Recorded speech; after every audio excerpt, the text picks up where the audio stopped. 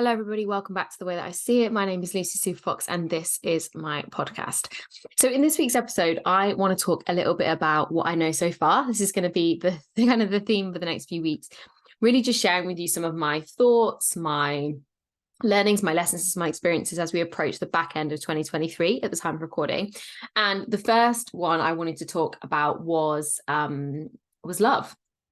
And at the time of recording this, I'm 5 days away from my wedding to my second husband, for transparency. And I really wanted to share with you what I've learned, what I know for sure, what's worked, what hasn't worked, how I have grown, how I've seen things transform in our relationship because of things that I've done for myself, and how working on myself has transformed my relationships, and not just my romantic one.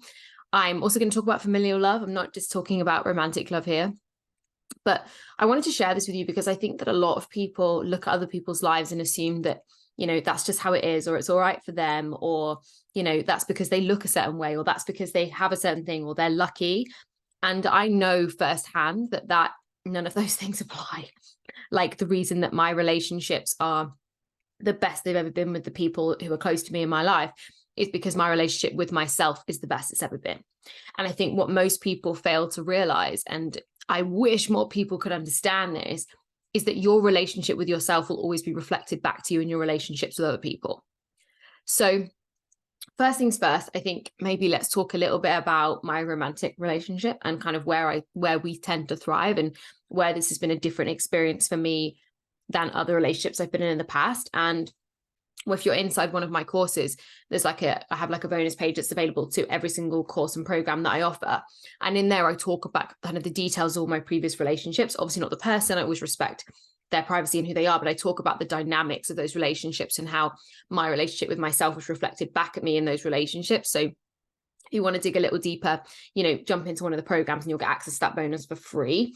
But the thing that's really been different in this relationship is that this relationship that I'm currently in with my soon-to-be husband, that sounds so weird, is, how do I explain this? It started on rocky ground. So we didn't start out in an ideal scenario. In fact, we started out in the opposite of an ideal scenario, where when we got together, we really shouldn't have been getting together. That's all I'll say. But we recognized that we had incredibly strong feelings for each other that were undeniable. Now, could you say that those feelings were chemistry led? Could you say those feelings were lust driven? 100% at the time. How do we know? But the way we felt about each other was very visceral. It was like you could touch it, you could see it, you could smell it. People that were around us were like, what the fuck is going on there? Right? Even though that nothing publicly was going on, because it was visceral. And so I do think that chemistry plays an important role in any romantic relationship, subject to what it is that you value in a relationship. I value chemistry. One of my love languages, if you've never done the love language test, just Google it, love language. I'll put the link below. But learn the love language test, like one of mine is physical touch.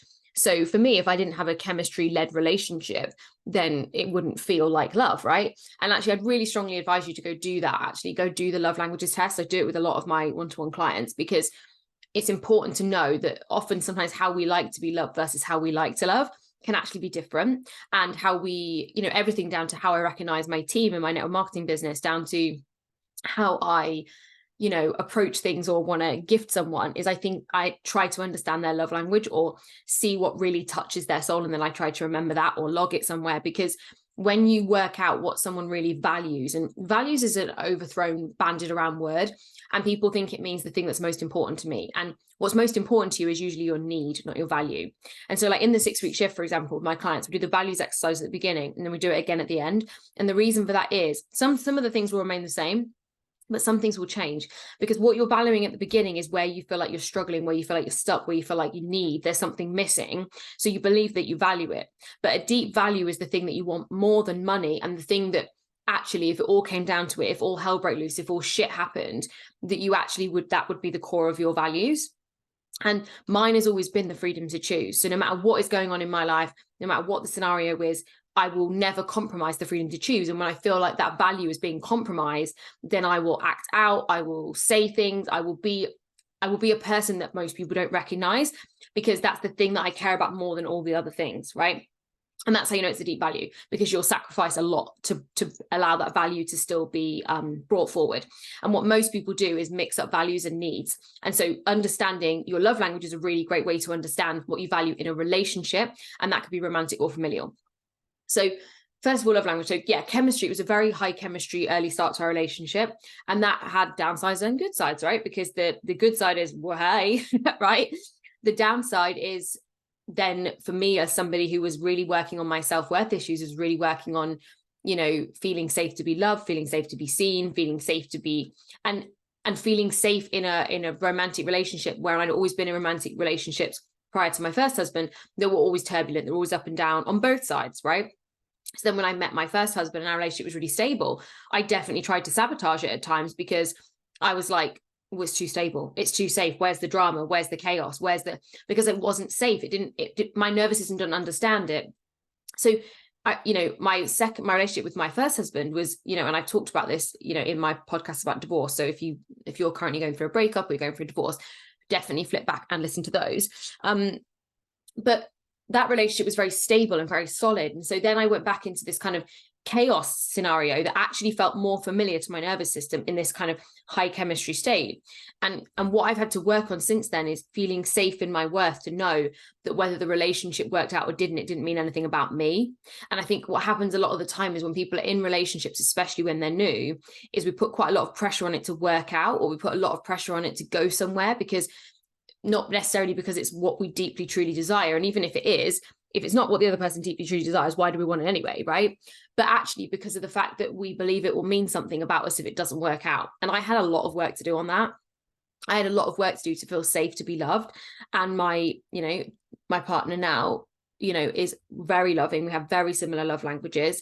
And one of the things that he's always done is really held space for me to grow and learn to love myself. And we hear about self-love, and we think it's bubble baths and fluffy shit, and we think it's, not taking shit from people. And, those things are included for sure. But really what self-love has been for me is being actually willing to look at the parts of myself I don't like, the parts of myself where I struggle, the parts of myself where I sabotage, the parts of myself. And I don't truly believe in self-sabotage. I believe my nervous system is doing what it understands and knows to be true. But he held space for me to do that. So the journey of our relationship has been very much that we have both been stepping into feeling safe to be seen, feeling safe to be loved, feeling safe to be fully ourselves and step into our authenticity. Because equally, and I will never speak for someone else, I know that prior to me, he didn't feel like he could be his fullest authentic self in the dynamics and relationships that he found himself in. And so we both, over the last 5 years of being together, have really grown into who we want to be, and not from a place of outward success or outward achievement, although of course that's been part of the journey, but actually because we've been willing to do the inner work to look at the parts of ourselves we don't like, that allows us to be more vulnerable with each other, that allows us to really see the other person. And if I'm being totally honest, it's the first relationship where, other than, when I've been off my head on drugs with someone, being honest, guys, I'm always honest, this is the first time I've really seen someone and allowed someone to really see me and my vulnerability in a sober, completely straight, normal way, and to react as a human being, and that person not try to fix my problems or shut me down or make it mean anything about them. And that is truly because we have both done our inner work to be our most authentic selves. So the first thing I know about love is that the love that you give yourself and the work you are willing to do on yourself will be directly reflected back at you in the relationships in your life. Because in addition to my romantic relationship, I've also seen the relationship with my parents and with my siblings and with how I hold space for friendships completely change in the last 5 years. And especially in the last 2 years, where actually that's where the biggest depth of my work was. I think I did a lot of the kind of the obvious work between 2019 and 2021. Like, I've got divorced, let's deal with the trauma of that. Like, the outward stuff, like, oh, why did I react this way? And then really when I started to uncover what was happening in my nervous system, I started to uncover what was happening for me energetically, we identified the ADHD. So I was able to separate the emotional from the chemical. And this is something I work with a lot of my clients on, is helping them, if that's part of their life, not a neurodiversity coach at all, but helping them, give them the tools to work out, where is this an emotional response that actually I really need to look at and dig into and process? And where is this a chemical reaction where actually I just need to laugh it off and realize that, I'm a dopamine junkie, or actually my hormones just fell off a cliff. And I think understanding those two parts is really important, but you can't do that if you're not doing the inner reflective work. You can't do that if you're not developing yourself. You can't do that if you're not stepping into a newer version of yourself all the time. And I think it is hard in romantic relationships when you're not in with a person or in a familial or friendship situation where they foster and encourage and nurture growth. And this is why guys, I've been in, I do multiple things, as you guys know, but one of the best things about a network marketing business for me, and the one I speak for, I've only ever been with one, but particularly the one that I'm with, is the community and the conversation is always fostering self-love, self-growth, self-development, self-transformation, and not from a place of, you need to be better or you're going backwards. Of course that comes up sometimes in all personal development spaces. In fact, it's one of my pet hates. But what I have found is the general energy of the community and the collective has been one that's about raising your vibration, transforming the way you see yourself, shifting into love, shifting into self-respect. And those kind of things cannot be underestimated. So I think that's the first thing, is that what you see in yourself will always be reflected back to you. So if you don't think you're good enough, you don't think you're worthy, if you don't feel seen, then you won't be seen and you won't be treated good enough and you won't be treated worthy, because you will create situations and dynamics that will make it really fucking hard to love you. That's the truth. And even when they do love you, what may end up happening is, if you're this, like me, super high achieving, super competent, super capable person, what will probably happen is you just fucking do everything for them. Then at some point you'll resent them for it, but then they need you to do it because you've created a crutch. And what you have then is a dynamic in a relationship that's not about two people choosing to love each other, or in a familial situation where you're being generous and kind and, bonding over something. You're actually in a situation where you created that dynamic for yourself. And I had to put my hands up at the end of my first marriage and go, I created this. I created all the things that I don't like about this. And this is why I took full responsibility for the end of that marriage, because as much as there are always two people in a marriage, I was able to look at that and go, I take full responsibility for the dynamic that was created. And that person stepped into that dynamic because they believed it was what I wanted and it was fine for them to do. And this is where it's really important that two people know what they value and what's most important. Because the thing that I always love to tell people is that my current partner and I don't argue. And it's not that we don't debate. It's not that we don't disagree. There are things we radically, aggressively disagree on. Things we disagree on. I'll give you a funny example. He's bought some Crocs. I'm not all right with it. I'm going to be honest. I absolutely hate them. I think they're the worst things ever. I think they're fine in a working environment, doctors, scrubs, whatever. I'm like, you're not wearing those anywhere, nowhere, right? And that's a funny example. But there's lots of serious things about human rights issues where we see things differently. There are some situations with kind of law and policing and stuff that we completely disagree on. But we have a healthy debate because we're sure of ourselves as people. Therefore, we don't need the other person to agree with us for us to feel safe, seen, loved, and supported in that situation. And that's the challenge when you're not doing your inner work, is that every experience you have with an outside person, friend, familiar, romantic relationship, you will always see that as a negative reflection on you if you aren't that fully self-empowered, fully self-authentic, fully self-assured person. And that is really where I've been doing the work over the last 5 years. And what I set out to do with my clients is to give them, what I set out to do with my clients is to give them the tools and resources to become that self-confident, self-assured, self-knowing. And look, the challenge is with personal development, this is what most people misunderstand, is sometimes it has consequences.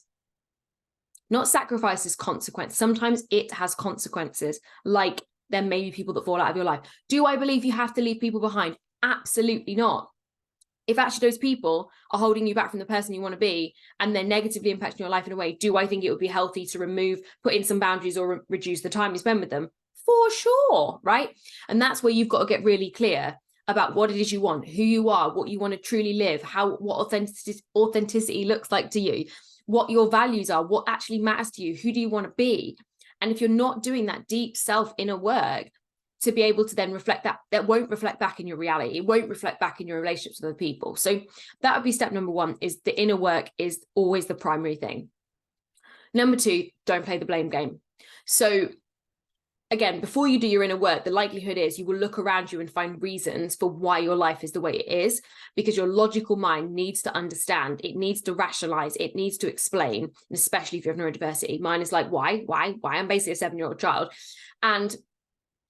But what I did was always look at why things were happening. But because I also had, and this is what happens if you do have a lack of self-worth or a lack of feeling good enough, is you will blame yourself for things, right? So rather than take responsibility for things, step into that, own it, move forward, transform, a lot of people just go, oh, it's my fault. I used to do this all the time. I literally went to do it today and was like, no one's fault here. Take responsibility for this moment. It's not your fault, right?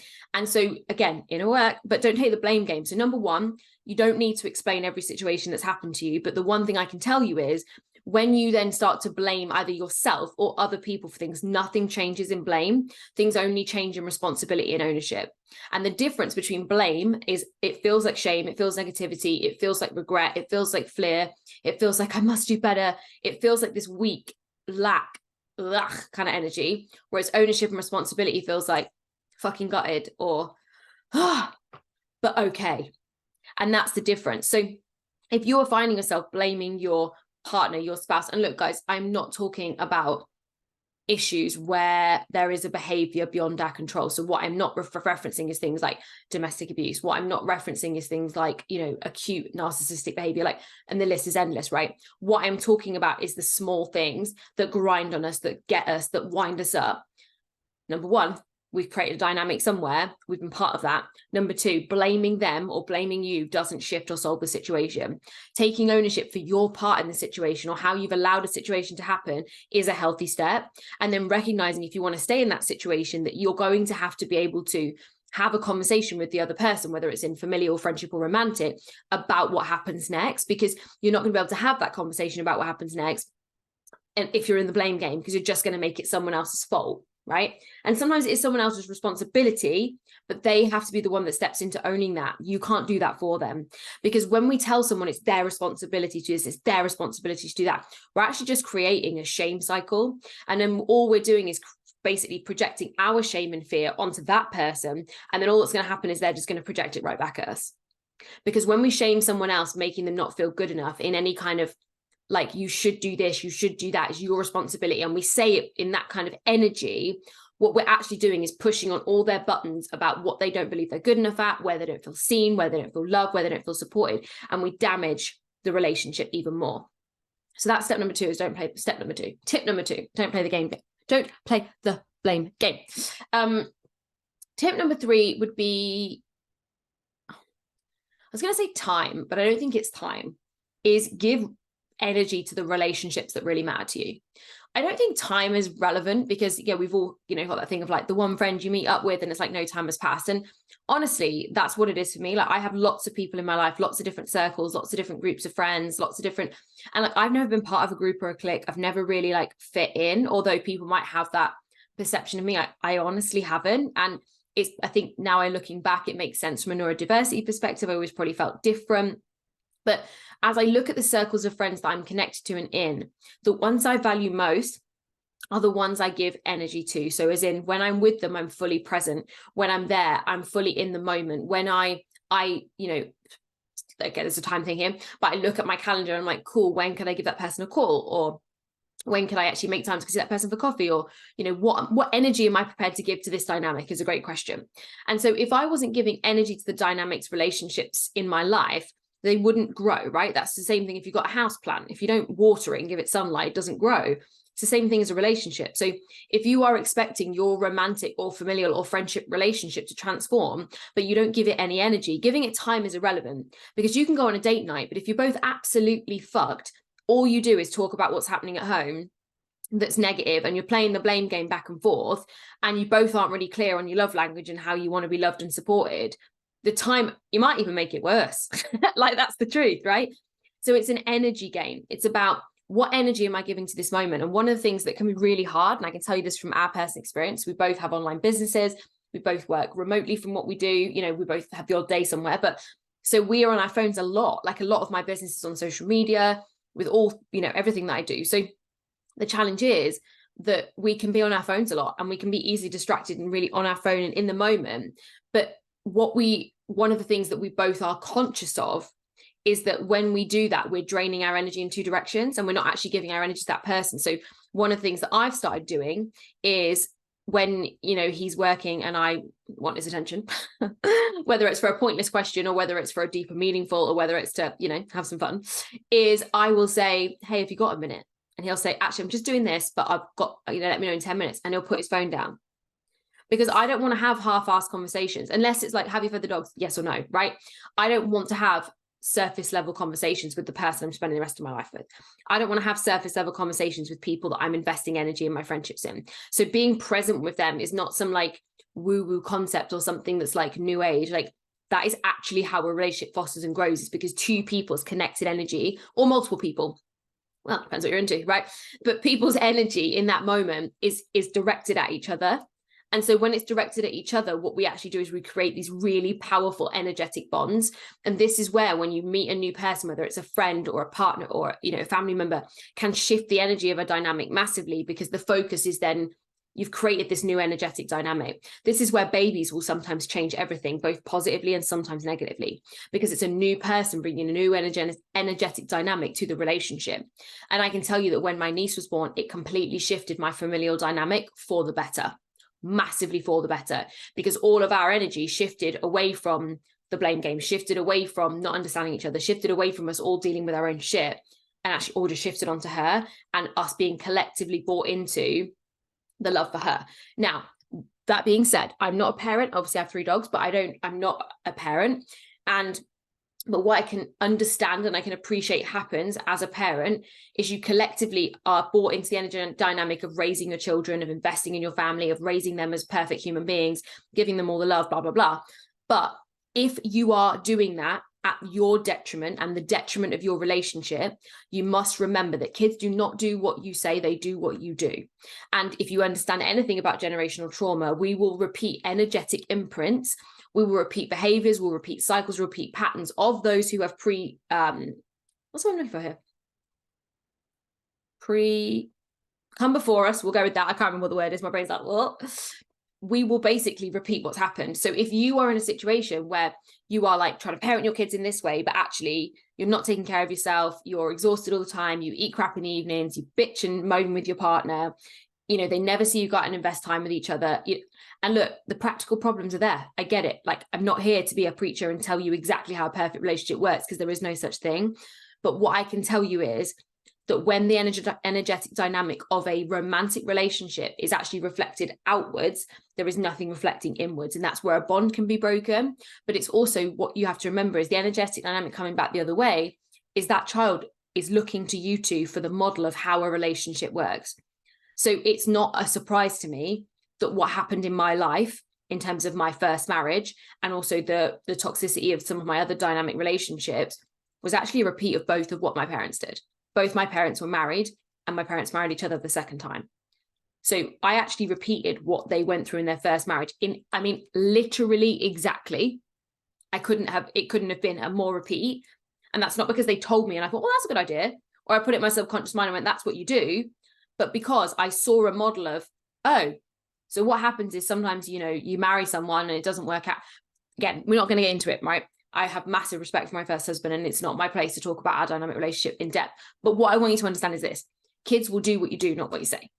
People, not even just kids, people, right? People will watch you, they'll model you, they'll see you, they'll shift in your example. They'll shift by watching you do things over and over, not by what you tell them to do, right? And this is why I stopped coaching for 2 years. I had my courses that were available that were, evergreen, all time, great content specific to certain things. I stopped one-to-one coaching. And the reason I stopped one-to-one coaching is I was like, I don't want to tell someone to do something if I'm not willing to do it myself. And it's not because we need to do the same things that we did when we were 5 years ago because someone else is 5 years ago. Like, I can tell someone to say, hey, this is where I would start with this, even though I'm not still doing it, because I've shifted away and through that. But what I want you to know is this: I will never tell someone or recommend a client take an action step if I am not willing to honestly, authentically get behind it. And I've done it at a part of my journey, or be willing to do it again in my journey. And I think that's the thing that must be understood, is that people do not do what you say, they do what you do. And they model that, and it's energetic, and people believe into you, or they believe you and buy into you based on your action, not based on your words, as the old cliche saying goes. So that was my first 3 tips. what else would I say about love? So number one was, oh my God, I don't remember what number one was. Guys, it's been a long day yesterday. I did like a 12-hour presenting gig yesterday. So I'm like, oh. What would be my final tip? So number one was do your inner work. Number two was don't play the blame game. Number three was where are you spending your energy rather than your time. What would my fourth tip be for relationship dynamics based on my experience?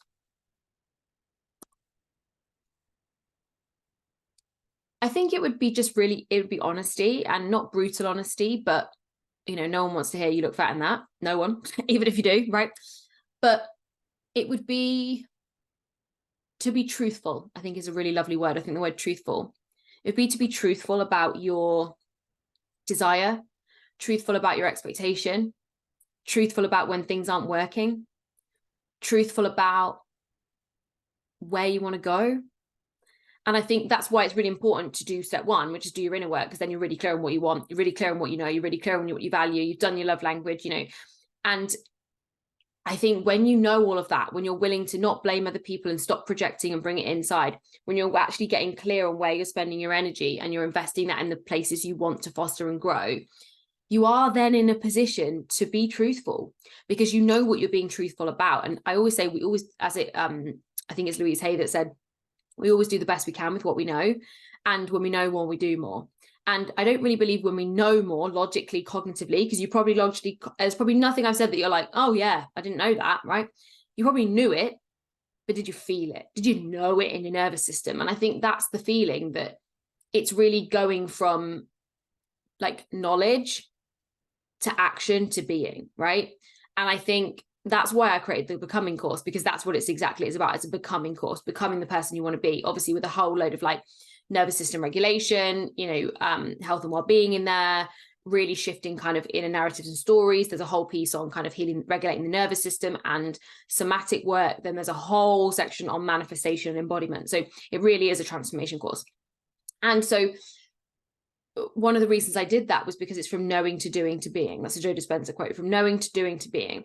And it's the same thing in your relationships. Your relationships are an extension of you and your energy and your beliefs and your stories and your narratives and your values and who you are and what you want and who you want to be and how you want life to go.